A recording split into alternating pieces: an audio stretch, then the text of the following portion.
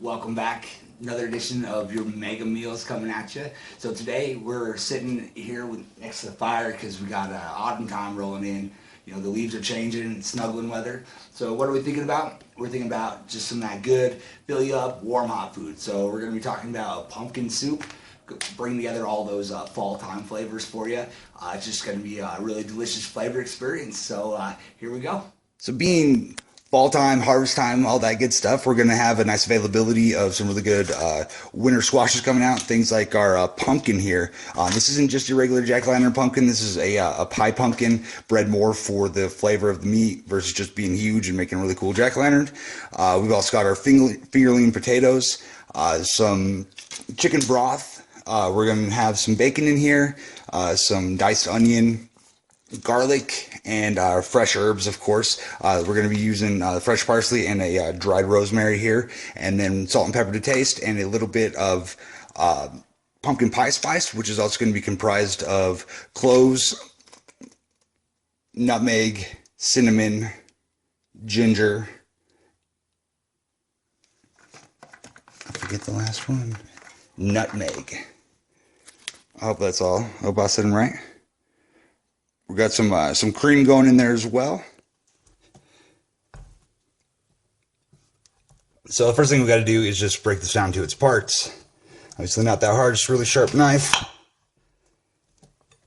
I really like using pumpkin in different ways other than just like the pumpkin pie like everybody's used to. Kind of bring out some of those different profiles of the flavor that you don't normally think about putting in a savory application. It's going to have that salty fattiness from that good bacon in there. Everybody loves bacon, right? So perfect. Of course, you're going to want to save these seeds. These are going to be good to roast up. If you're going to click on the link down there in the comments, and you'll actually be able to see the video of making these into some deliciousness. Of course, you could plant some of these next year too, if you're doing your garden. Always recommend it.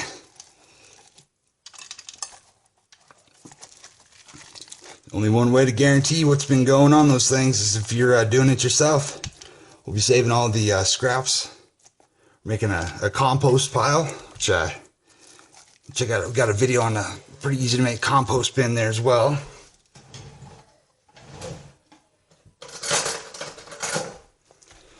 So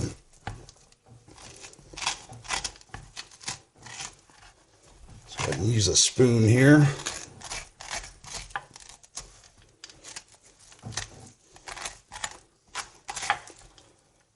Make sure you're not cutting too deep in there. We don't want to waste a lot of that flesh, but we do want to get all that little sinewy part out of there. It's just not that good eating. Well, so that's right about where you want them. Just going to be scraping out just the darker color parts, all the stringy parts. Now these are going to go into a preheated oven, 375. Just get these face down in a glass container. We're going to put about a quarter of an inch, if even, of water just to give them a little bit of a steam bath while they're in there. Helps to keep the texture a little bit better, from what I found. These are just going to go over into our preheated oven. If my lovely assistant would get the door there for me. Perfect. So again, 375 until these are just nice and tender. Probably looking about 20 minutes here. Perfect. So it's been about 25 minutes now, and these are fork tender, meaning that fork will just slide right through the skin. Very little resistance. Pull these guys out of here.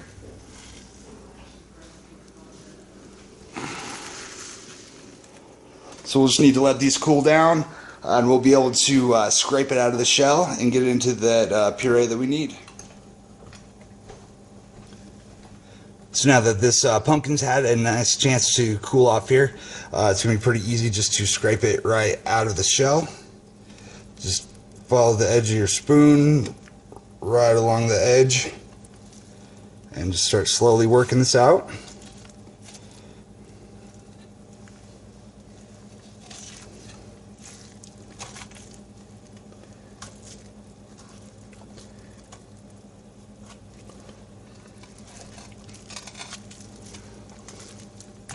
Alright, so next thing we have a cast iron pan over medium heat, and we're going to take this bacon right in here.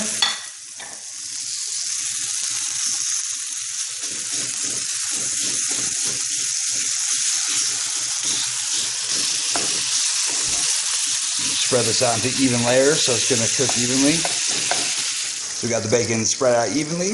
We'll just let that get nice and crisp, golden brown on both sides. Alright, so we got this bacon nice and crispy here. What we're going to do is scoop this out onto paper towel lined plate. Let that cool off. This bacon is just going to provide just a really nice rich background for, you know, just kind of the vegetables. You know, they're kind of plain on their own, you know, not a whole lot of flavor going on. So if you add a little bit of pork fat, it makes them, well, delicious, for lack of a better word. We're going to want to utilize some of this awesome deliciousness that is bacon fat. So we got our stock pot already preheating over here. So we'll go ahead and put in probably about 2 tablespoons worth there. Just let this come up to temperature.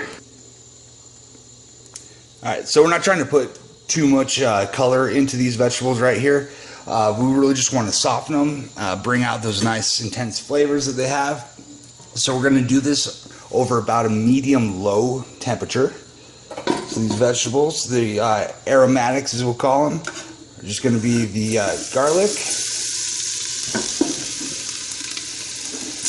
A lot harder to do one-handed than I'm used to here. So let's see if we can get this done without spilling molten hot grease all over myself. Perfect. So in go the aromatics. Give them a little stir.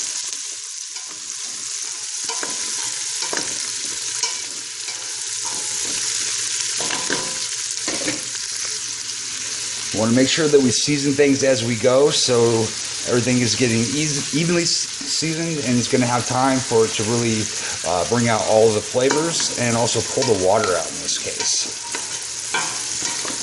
So let that go just till they get fragrant and translucent. So these onions are starting to get a little bit clear, not picking up too much color, just how we want them. We kick the heat up to medium from that medium-low that it was at. We're going to go and add these potatoes in.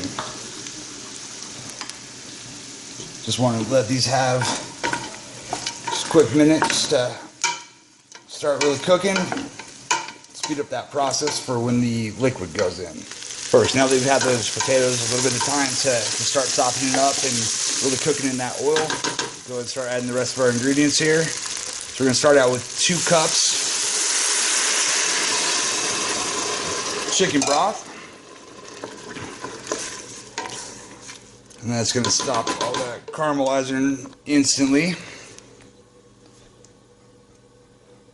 And then in goes that pumpkin puree.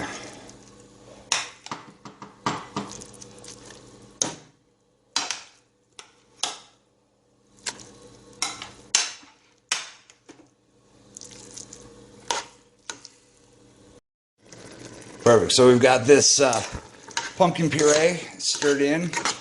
It is looking a little bit thicker than I'd like it, so what we're going to go ahead and do is add just this 1/3 cup of the chicken stock here, along with our dried herbs. You want to add the dry herbs that you're using earlier in the cooking time than you would with the fresh, just because it's going to need time for it to really, you know, awaken and get its essence into the dish that we're doing.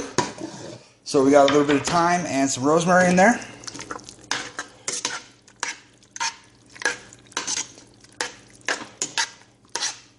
Perfect. Lid this up, keep it over medium heat. We're going to want to let this simmer. It's going to simmer for probably about 15-20 minutes just to let everything really soften up, come together. We'll hit it with the immersion blender, then we'll throw in the cream and finish off with the rest of our seasoning. At this point, we're going to also want to make sure to season this. So we got some of this fresh black pepper and Just a really healthy pinch of some kosher salt.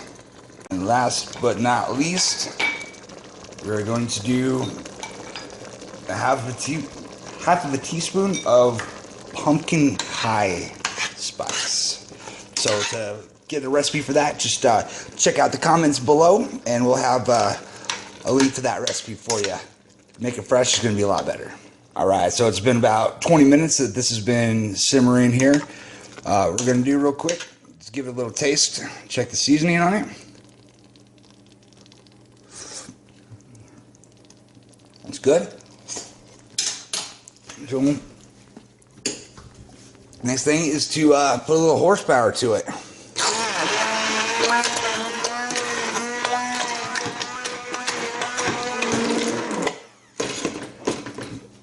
Sweet.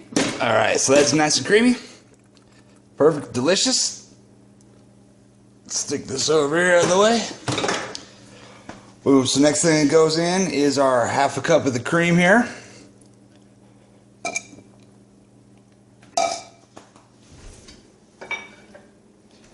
And of course our fresh herbs, so parsley there.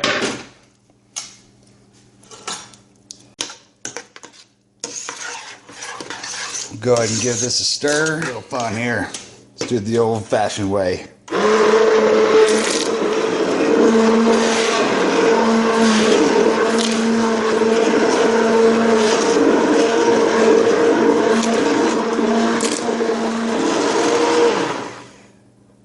Easy peasy.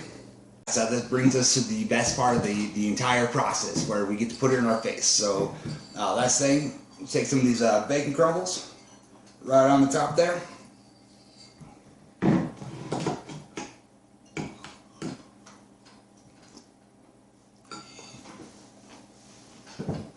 Oh yeah, that's good, that's good.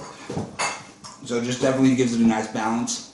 You get the earthiness of the vegetables, the fat from the bacon, that smokiness really cuts through it, kind of brings out the sharpness.